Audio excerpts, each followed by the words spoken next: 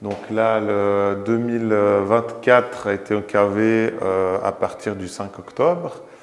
La première fermentation, donc c'est des levures qui mangent le sucre et se transforment en alcool, est quasiment finie.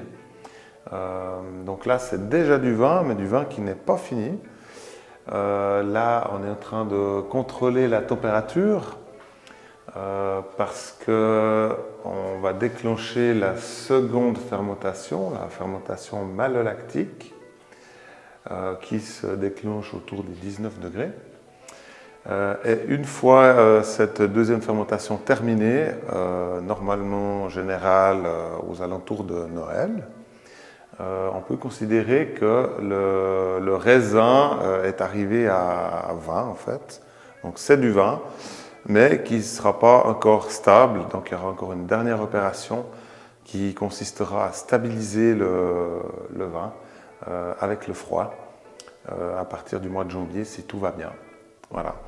Là on peut aussi voir, donc je vous avais parlé du Divico, ce nouveau raisin. Donc là je viens de l'élever 12 mois dans cet œuf en céramique.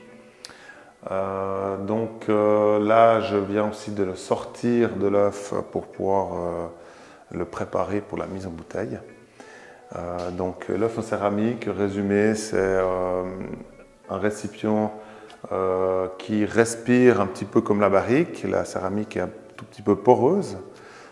Donc l'échange avec l'oxygène est très intéressant pour ce raisin.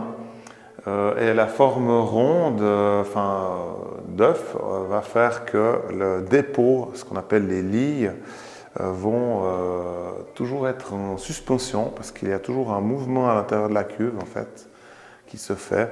Et sur ces nouveaux raisins, c'est très intéressant de travailler un peu différemment par rapport aux chasselas et que justement les lits soient toujours en mouvement en fait. Donc voilà, chaque essai, ça dure 12 mois. On va voir le résultat d'ici 3 semaines au moment de la mise en bouteille.